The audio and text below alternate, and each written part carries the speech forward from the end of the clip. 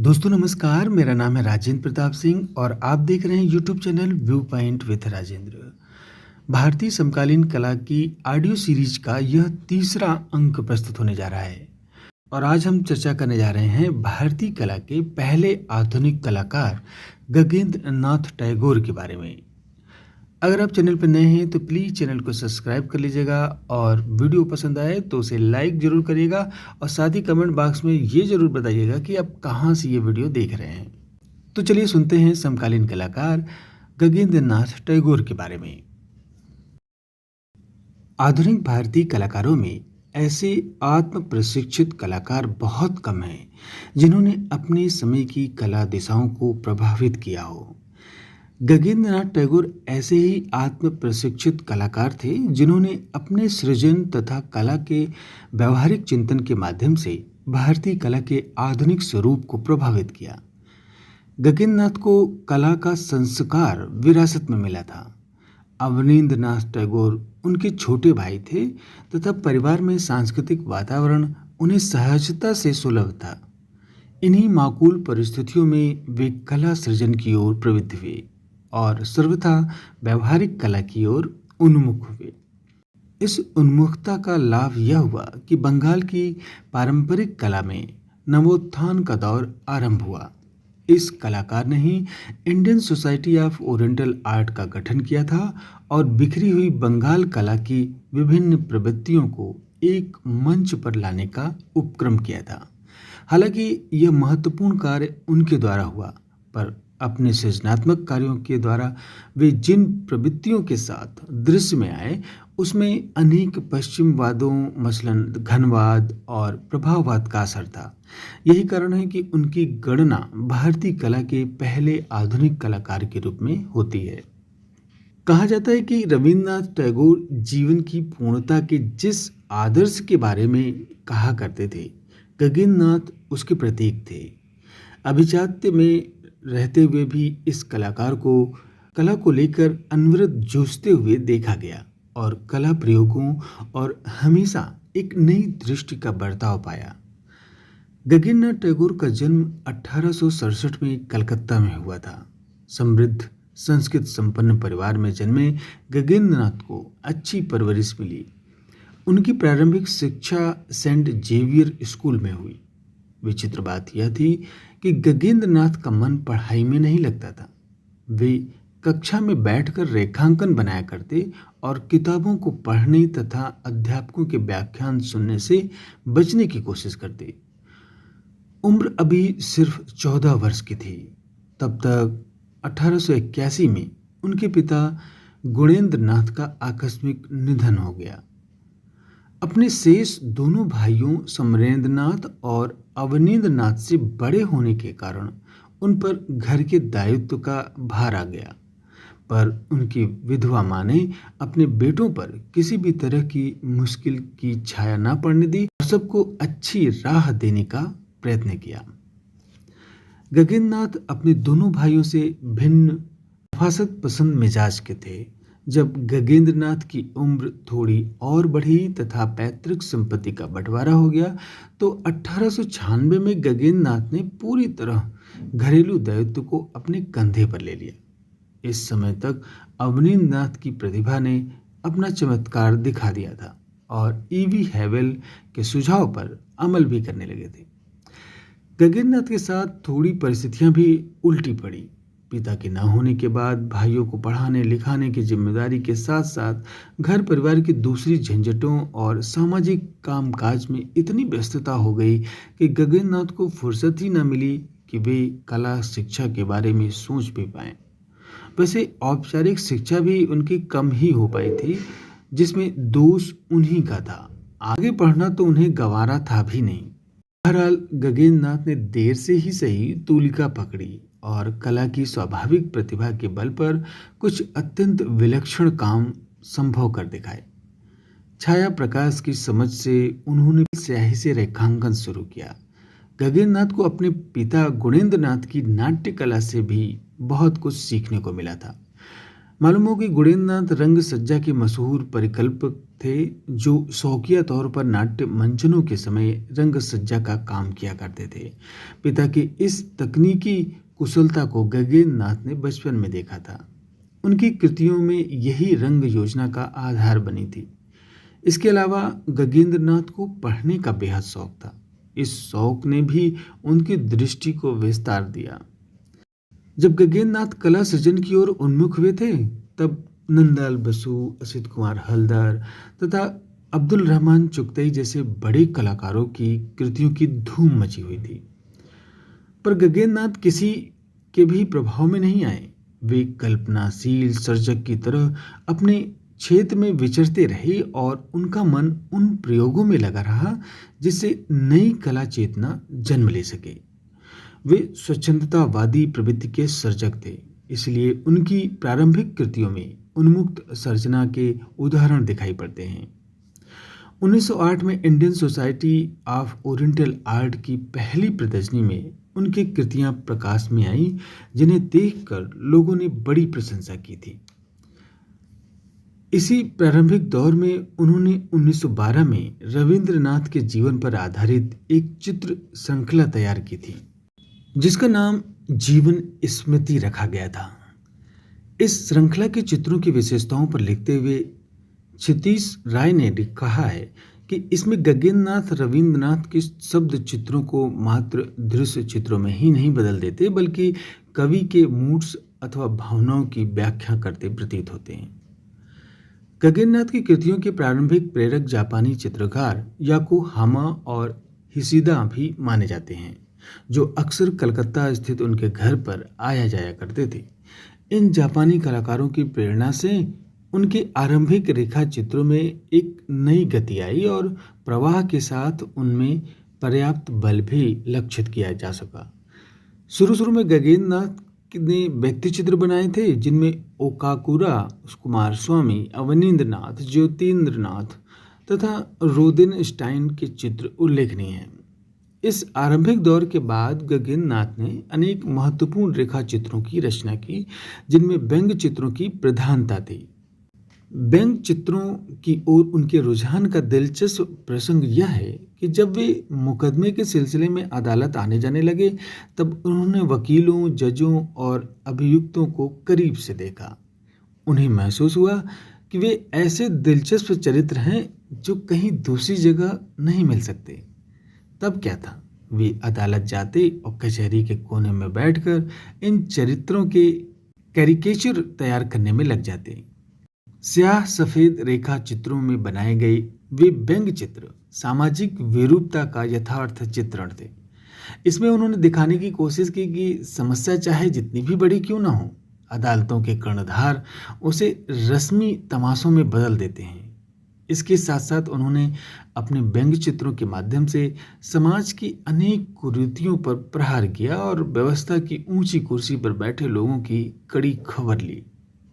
स्याह सफेद चित्रों में छाया प्रकाश के संयोग से बने उनके ये चित्र जहां यथार्थवादी चित्रों के उदाहरण बने, वहीं उनकी सृजनात्मक कल्पनाशीलता के भी प्रमाण बनकर सामने आए। उस दौर में इस तरह की आक्रामक कृतियों की कोई परंपरा न थी। गगनेन्द्रनाथ की कला ने कला के जन पक्षधर रूप को सार्वजनिक कर कलाकारों से अपनी पारंपरिक लीक से हटने की जैसे मांग ही कर डाली थी। उनके कला संसार का एक रूप प्रकृति की नाना मोहक छवियों के अंकन का है, जिसकी दर्शनीयता आज भी हमें मोह लेती है। नदी, पर्वत, पठार, पक्षी, ग्राम दृश्य आदि विषयों को अंकित करने के साथ साथ गगनेन्द्रनाथ ने पौराणिक आख्यानों को भी छुआ तथा कुछ प्रभावकारी चरित्रों पर अपनी कृतियां बनाई। इन सब चित्रणों के अलावा आधुनिक कहे जाने वाले गगनेन्द्रनाथ की सबसे बड़ी विशेषता यह मानी जा सकती है कि वे सर्वथा पहले भारतीय चित्रकार हैं जिन्होंने आकृति मूलकता के समानांतर अमूर्त पद्धति में कृतियों की सृजना की। अमूर्त चित्रण में वे एक प्रयोगधर्मी चित्रकार के रूप में सामने आते हैं, जिनके चित्रों में छाया प्रकाश का रहस्य तो बरकरार रहता ही है, घनवाद और प्रभाववाद की पश्चिमी पद्धतियों के सहारे उनमें अमूर्तता की भी अभिव्यक्ति होती है।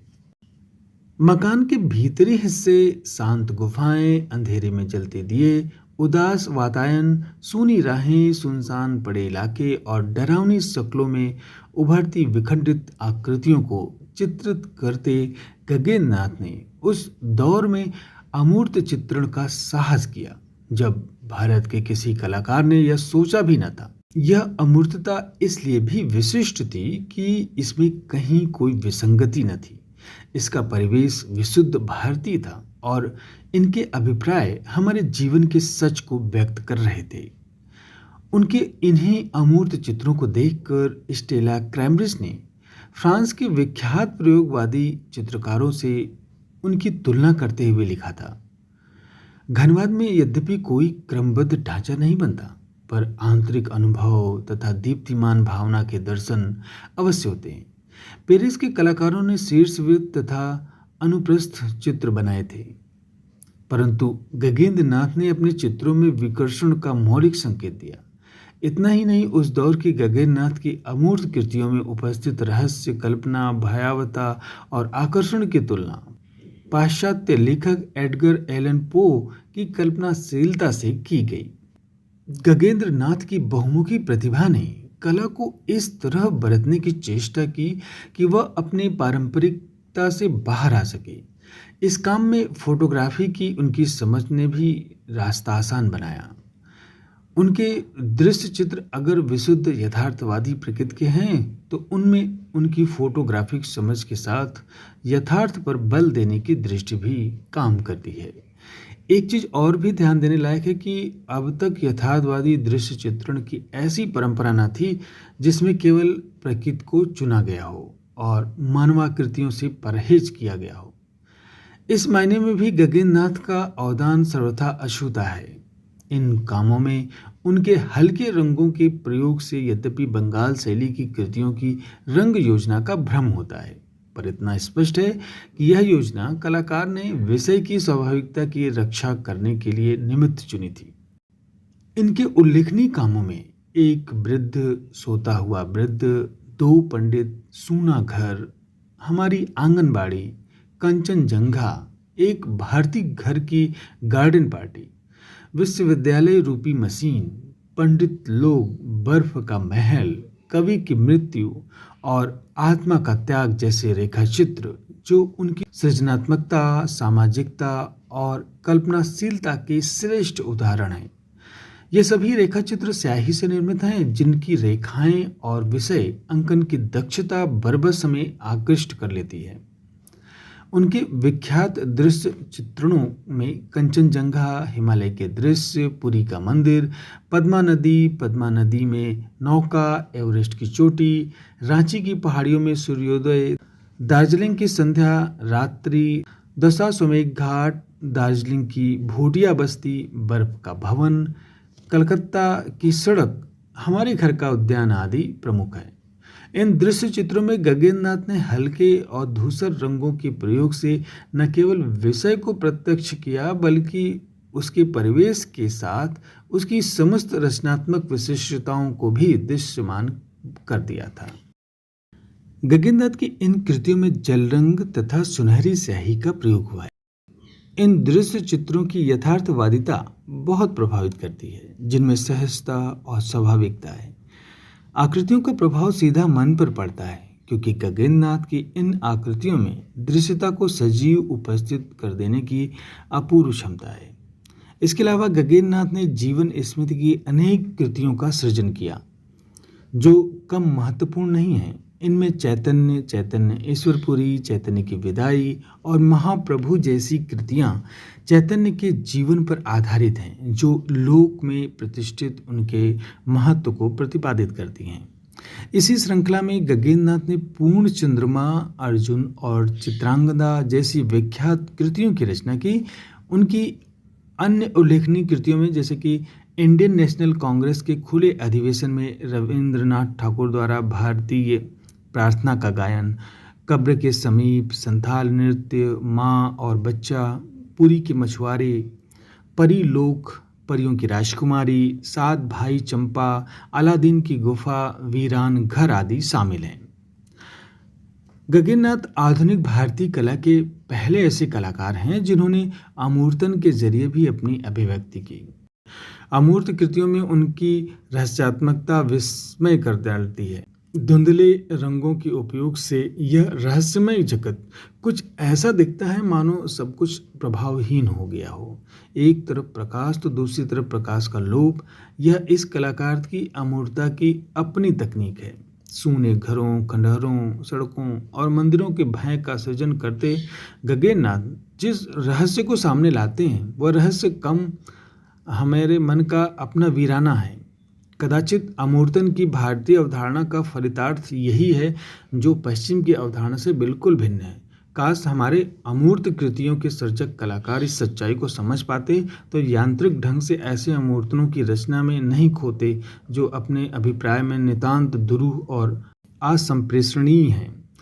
गगननाथ ने भारतीय कला को आधुनिक बनाने का महत्वपूर्ण कार्य किया। पिकासो तथा ब्राक के घनवादी और सेंजा, सूराजेस आदि के प्रभाववाद को भारतीय पृष्ठभूमि में समन्वित कर इस कलाकार ने सही अर्थों में कला में नव जागरण लाने का कार्य किया।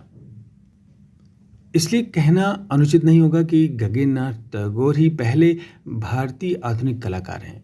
इनका जीवन भी अंतिम वर्षों में काफ़ी दुखद रहा। मृत्यु के कुछ महीनों पहले वे लकवा की चपेट में आ गए थे। बीमार गगननाथ ने महीनों बिस्तर पर पड़े पड़े असह्य वेदना सही और 1938 में अपनी अंतिम सांस ली। उन्हें जीवन में बहुत ख्याति मिली। देसी विदेशी कलाविदों ने उनकी कला की बहुत चर्चा की और उनमें नवोन्मेषी प्रतिभा को बहुत सराहा गया। पर वे नाम यश से बेखबर अपने कामों में ही लगे रहे। किसी से कुछ चाहा नहीं। कला सृजन के अतिरिक्त सामाजिक कामों में तो उनकी संलग्नता भी थी। स्वाधीनता आंदोलन में भी उनकी गति थी और राष्ट्रीय जागृति के लिए भी वे सक्रिय रहे। नाटकों के मंचन में भी उनकी रुचि रहती थी। ऐसे कलाकार की कृतियों का अधिकांश हिस्सा एक अग्निकांड में जलकर खाक हो गया। जो कृतियां बची रह गईं वे रविंद्र भारती, विश्व भारती शांति निकेतन में, राष्ट्रीय आधुनिक कला दिल्ली तथा राजकीय संग्रहालय इलाहाबाद यानी कि प्रयागराज में भी संग्रहित हैं। तो आज बस इतना ही। मिलते हैं अगले वीडियो में किसी नए कलाकार के साथ। नमस्कार।